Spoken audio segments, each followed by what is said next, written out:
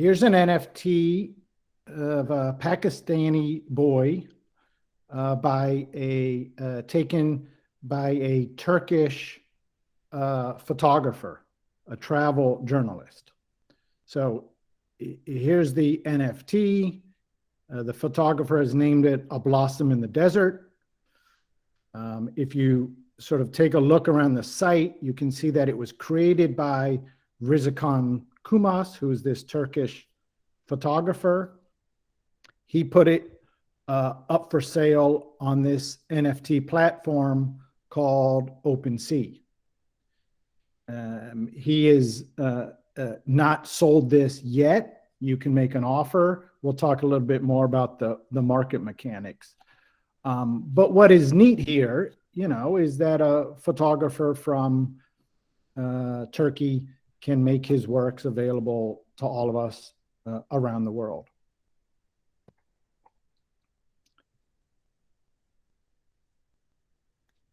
Cherry is a computer-based or computer-drawn illustration by this young artist in Thailand, I believe. She writes, "Today's my day off. I'm just chilling at home." And that's sort of the caption for her, for her painting.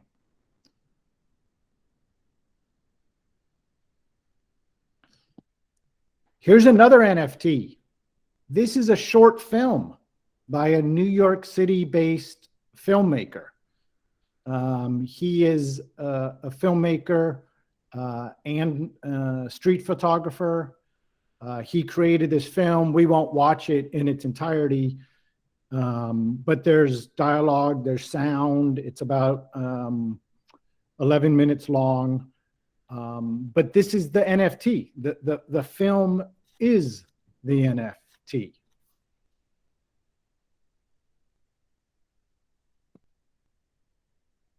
Here's a collection of NFTs that I just love. It's called World of Women. I have two daughters. One of them, likes art of this type. So let's just take a minute and look at this. It's again on this platform called OpenSea, which is an easy one to use. There are 10,000 items. So what this artist has done, her name is Yam Karke, has essentially created a figure. This is a good one because she has so few attributes that you can take a look at. And then with computer programming, she has created these very specific attributes that she layers on top of different versions of this original figure. So obviously here we have sunglasses, different colored shirt, a necklace, different lips. Here we have different skin tone and some hair. On this one, moving along, different hair, different glasses, but essentially the underlying body is the same, which is why she's able to create 10,000 of them. And I'll just click on this one because I like her green hair. And I'll show you that it's currently for sale. When we talk about NFTs, the currency is not dollars. The currency is one of many different cryptocurrencies. Probably all know Bitcoin, but there are many, many others. So this one is being sold for 9.29 ETH. And I don't want to complicate this by too many crypto terms, but it's not unlike, a euro or a yen or a peseta, right? It's different currencies, and all of them can be calculated for the dollar amount. This particular one she is selling for $24,762. So if anyone is, got a trigger finger, you can click on this right now and it'll be yours. We'll talk more about the market sort of side of this in a minute. Moving on, just to show you more types of NFTs. This young man from Indonesia, Gozali, took a self-portrait of himself every day for about 4.5 years, from the time he was 18 in 2017 till he was 22 last year. He took nearly 1,000 photos almost every day. And this is a collection, of his photos. He, back in December, he put them up for sale at $3 each. He has sold out all of them. And then what happens is, on the secondary market, like with all art, collectors or subsequent owners of it buy and sell it again and again. So what started off as $3 individually, some of these are worth a few $1,000s now. The overall collection is worth $1 million. And this is, a young Indonesian man, maybe inspired by one of Van Gogh's self-portraits, right? I mean, the notion of self-portraits as a subject for art and artists is a long-standing one. And in my argument, in my view, this is just a different, much more contemporary, much more modern version of that. One more that I want to share, just again to give you a sense of the different types of NFTs. This is a live performance at the Louvre. So the Louvre is now bought into NFTs by a virtual reality artist. So she is originally from Russia. She now lives in France. Her name is Anna Zilyeva. And she, through virtual reality, creates paintings. You can sort of step inside them, because that's what virtual reality allows. It can be both a live performance and an NFT. And this one I think is interesting enough that I'm going to play it for just a few seconds. Here she is in the Louvre. Now she's painting her version of Delacroix's Liberty Leading the People. This is the Louvre's video, so they self-promote. But there she is, right, kind of like inside the virtual reality painting that she's creating. So it is a whole new world. Some of it, mind-boggling. But I think that's okay. I think that's what, makes art fun. Let me just jump ahead. So really, what is an NFT? Whoops. Sorry, I was trying to make it large.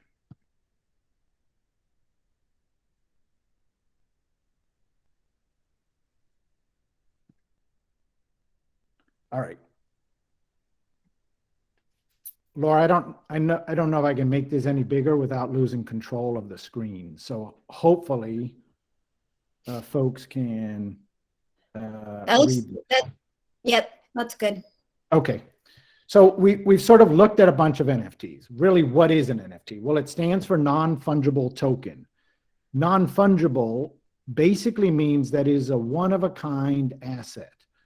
So a $10 bill is an asset, but it's not one of a kind. You can trade any $10 bill for any other $10 bill. Non-fungible simply means that it's unique. So there's only one NFT of that particular item. NFTs are minted, we say, on the blockchain. Again, I don't want to go down a technology rabbit hole, but some of these terms are necessary. Blockchain is essentially a highly decentralized but totally public and transparent database around the world of tens of thousands of computers. So when you mint or you create an NFT on the blockchain, what's happening essentially is that all of these computers around the world are marking the fact that you have created it, and that in a sense is a timestamp that can be traced and used to authenticate it forever and ever. Very briefly, the blockchain was created 15 or so years ago for Bitcoin, but now the blockchain is used for all sorts of things, certainly NFTs, mortgages. Consider this, in this country, we tend to have mortgages that are 15 years or 30 years. Folks on the blockchain, financial institutions working on the blockchain are saying, why can't you have a mortgage that's 11 years? Or maybe you want a mortgage that's 60 years, right? So they're disrupting a lot of these sort of norms that we have become accustomed to. NFTs for sure, but also medical records are being stored on the blockchain. And then it's just kind of fun. The history of it is that the blockchain and Bitcoin were invented by this anonymous programmer named Nakamoto Satoshi in 2008 and 9. Nobody knows his identity. No one knows if it's even a him. No one knows if it's a single individual or a bunch of individuals. He or they, Satoshi, has opted to remain anonymous. The value of their Bitcoin today is something like $75 billion. And that will probably only continue to increase. I want to show you some more NFTs because I think looking at them is what makes them fun. So we'll run through a few of these that are well known. Just to give you a sense of them, they're actually NFTs that I find, kind of like the least interesting artistically, but they're the ones that are generating headlines. Beeple is a pseudonym for an artist named Mark Winkelmann. He created this NFT called Everydays and sold it a year ago for the eye-popping price of $69 million, which is partly just to say that, at least in terms of market value, NFTs have arrived. What's interesting about the sale of Beeple's Everydays is that it was done on auction at Christie's, just the way a Rothko or or a Picasso or any other, sort of blue chip piece of art is sold.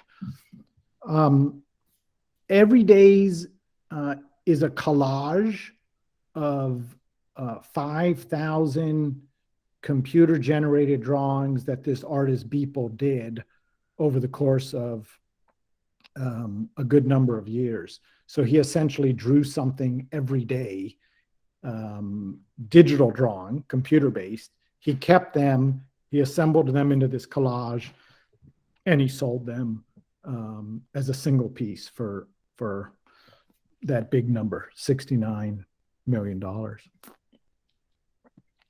Here's a really interesting collection of some of the first NFTs. It's called CryptoPunks. It's these highly pixelated images. There are 10,000 of them. These CryptoPunks are essentially the first NFTs, or the first big collection of NFTs that generated some interest. So with this little key here, blue background, are all of these punks that are not for sale. Red background are all of these punks currently for sale by their owner. And then punks that are purple have an active bid on them. So for better or worse, a large part of what's driving the hype around NFTs is the market valuation. And, I suppose it's not unlike the blue chip art world where we don't read about art, unless there's a theft or $100 million sale. That's what people that's what makes news. But just let's take a look at this. So they created a 10,000 initially. In the last 12 months, they've had 10,548 sales, which means that the secondary market for this stuff is booming. All of these, on average, have sold more than once in the past year. Total value of all sales of this collection of CryptoPunks, there it is, $2 billion. That's B with a billion. Crazy, crazy numbers. For fans of the NBA, you can get NFTs of the NBA's best moments, highlights. So we're seeing in the background here an NFT. In this case, it's a short video, a 10-second video.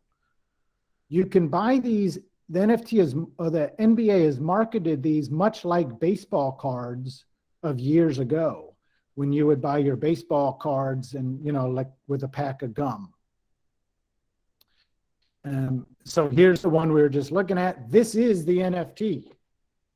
He's doing a layup. They show it from a couple of different angles. I'm going to keep moving, and then I'll pause and we'll talk a little bit more about these and answer some questions.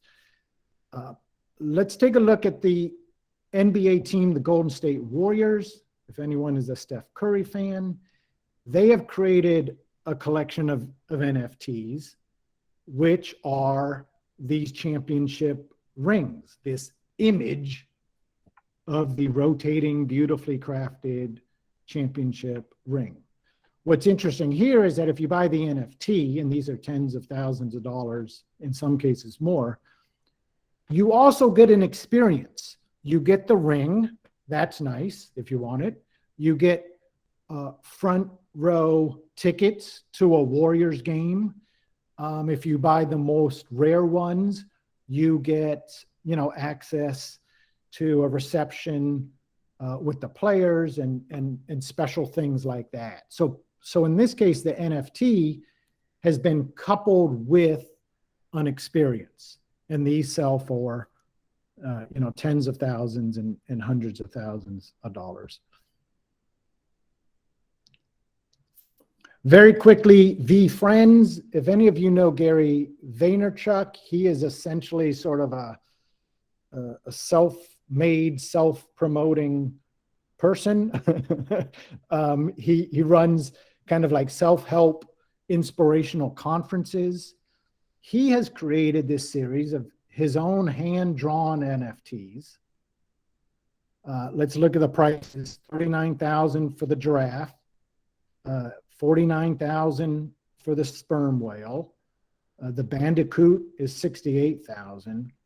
Again, these come with an experience. What Gary Vee is selling is the NFT coupled with, a chance to attend his conference, a chance to meet him, a chance to talk with him.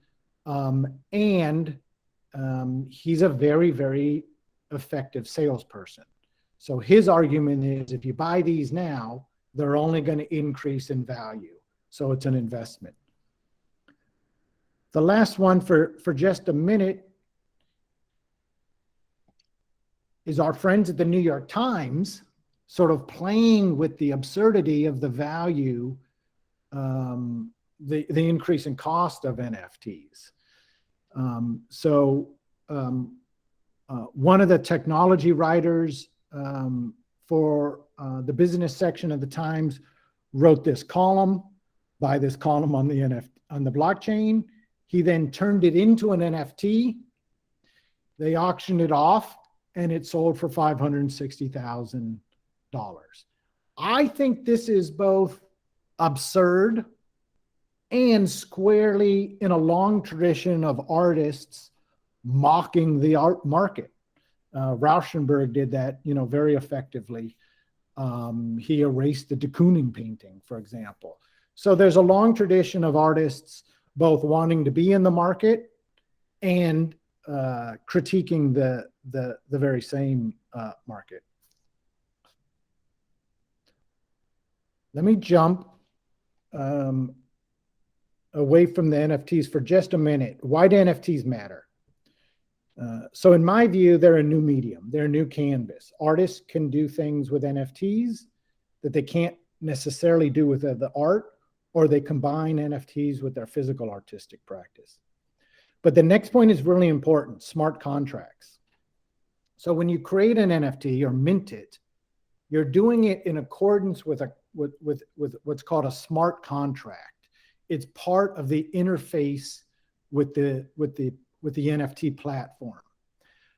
But what smart contracts allow, kind of for the first time, is for artists to earn royalties on the secondary market. That is embedded in the contract. Artists can set their royalties at anywhere from 0 to 10%, usually. But it means that if I sell an NFT and 6 months later it's resold on the secondary market, I get 5 or 10% of that sale. And that really is something that I think is a groundbreaking for artists. It's always been the case that young artists, early in their career, sell their work. Decades later, their work is sold at 5 or 10 or 1,000 times the original sales price, and the artist earns nothing from that. There's a famous story of Robert Rauschenberg punching a collector who bought a piece of his on the secondary market for millions of dollars. Rauschenberg got none of that and was angry. He punched the collector, which is not cool. But he then later sued and tried to change the laws. The courts have always ruled that the original contract or the original sale ends with that original transaction. And so this is really a groundbreaking for artists. With NFTs, artists can sell directly to collectors or to anyone who's interested in their art. I think it's a great opportunity for artists to sell, their art and make a living. The 2021 global market for NFTs was $25 billion. That's extraordinary. The year before, it was like 900 million. So there's this incredible growth. But sadly, and worrisome, is that we're seeing the same patterns of inequality in the NFT market that we see in sort of the physical art market, physical world. And, last year of that $25 billion, 85% went to male artists. And this, of course, has been a long-standing problem in the art world, that female artists get fewer shows, they're less well promoted, they're less well known, and there's real ongoing problematic inequality.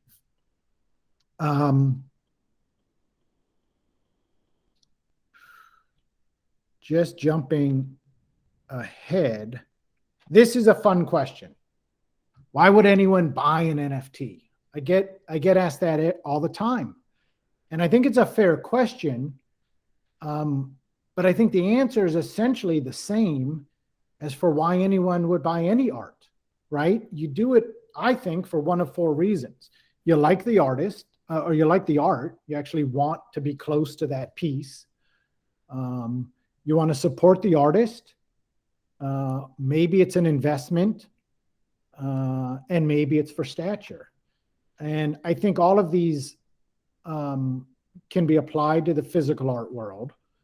There's, in terms of investments, there are warehouses in places like Switzerland that are tax havens, where people buy art and then they send to these warehouses their art to be stored away as an investment purpose. It doesn't hang on their walls. It doesn't see the light of day. Visitors don't see it. It's purely an investment. I think the same, with questions of stature. Why would anyone buy $110 million Picasso? Well, because you want to be the person who owns that Picasso, right?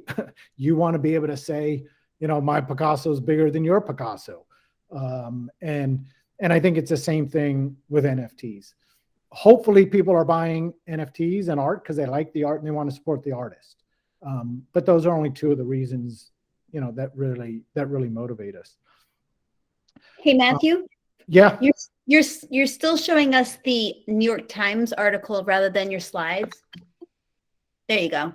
Crazy. It figures that, I'm stumbling on the technology since NFTs are all about the technology. Thanks, Laura, for jumping in. A lot of people ask me, are NFTs like, I don't get it, right? It just doesn't make sense to me. And I'm like, well, I think they're not that unfamiliar. Artists have always used digital art to help connect with their audience. I think a couple of great examples are the land artist Michael Heiser.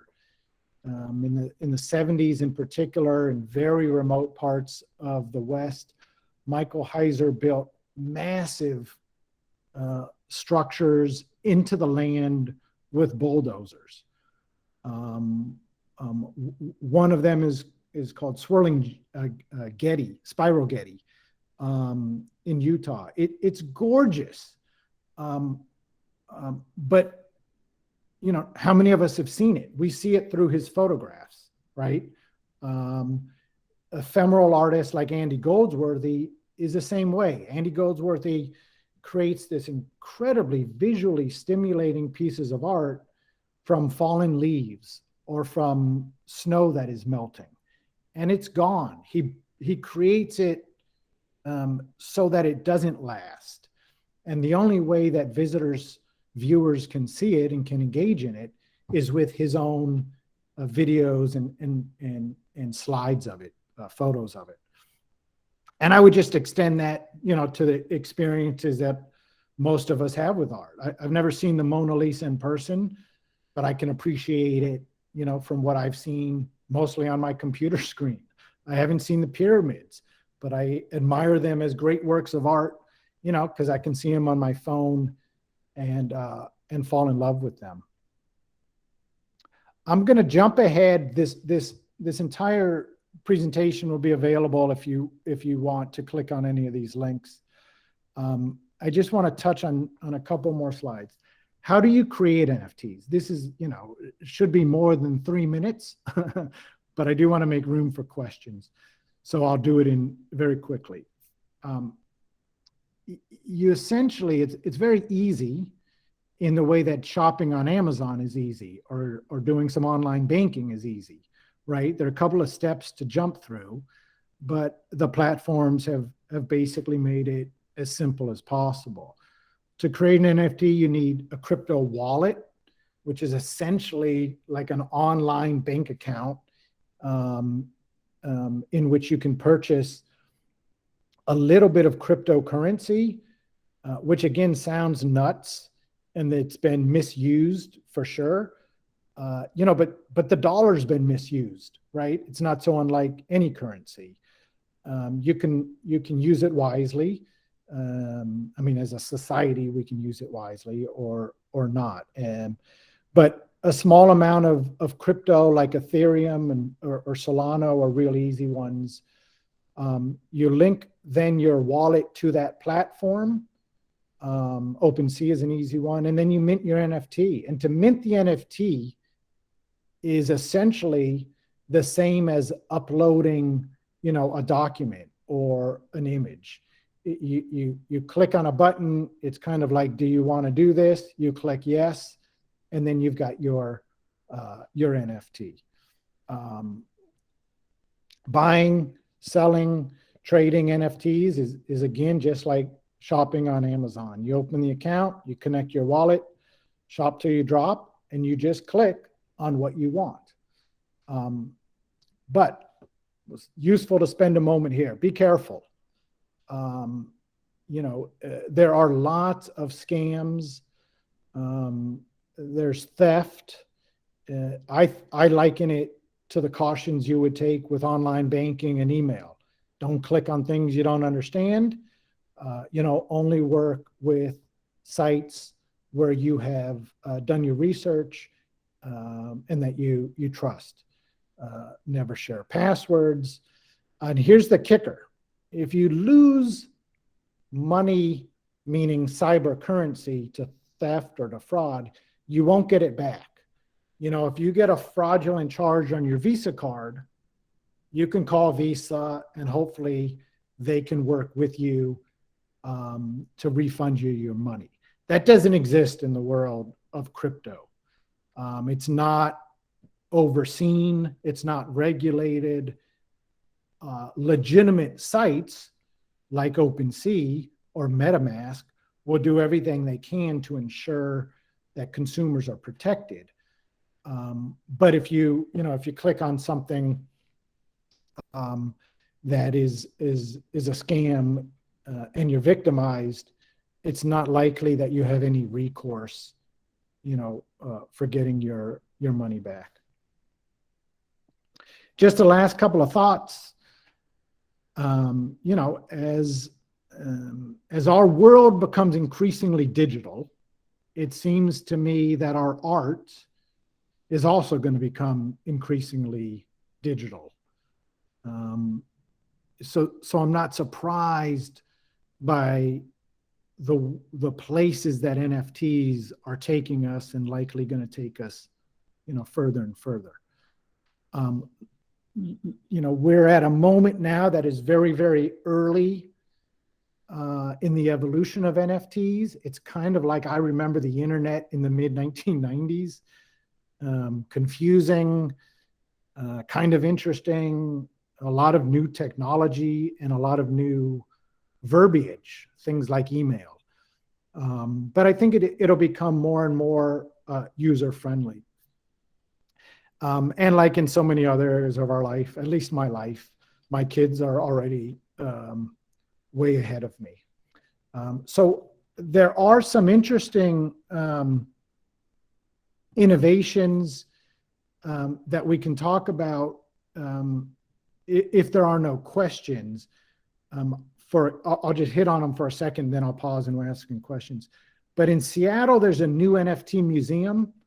I haven't gone up there yet. They just opened in January, but I'm going to try to get up there. And we at Salem Art Association are sort of experimenting with creating NFTs from our permanent collection. Let me jump quickly to what I've been playing around with at SAA, which is taking some of the paintings in our permanent collection and making NFTs of them. So this is a virtual gallery. And I've populated it with, NFTs from our permanent collection. You can adjust the size. You can build a gallery with as many pieces as you want. For these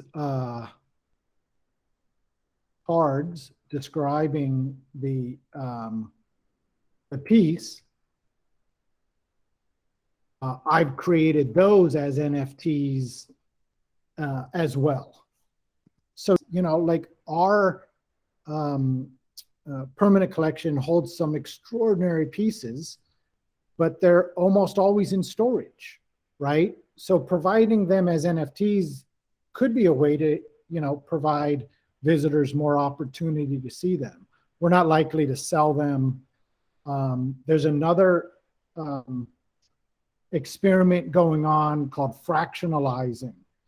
So they'll take an NFT or a painting create an NFT of it. They did this with a Banksy. They took a $12 million Banksy, divided it into 10,000 tiny little squares, and then they sold each of those tiny little squares as a unique NFT. And it's the art, it's the market doing what the market does, which is create new things for people to own, new things, new ways of generating revenue. My hope is with NFTs, there's a little bit more power to the artist and opportunity for the artist. And it's easy, to talk about the 12 million and the $69 million pieces, but so much of the NFTs are selling for $200 or $500 or $1,000, just like the artwork that that we celebrate at SAA, which is much more local and regional. We don't have pieces for millions of dollars, but you can obviously still fall in love with art. Probably, arguably, some of the best art is $50 or $100 as opposed to 50 million bucks. It's just so early. Like museums and artists and galleries are going to be doing things with digital art and NFTs that, frankly, we can't begin to imagine.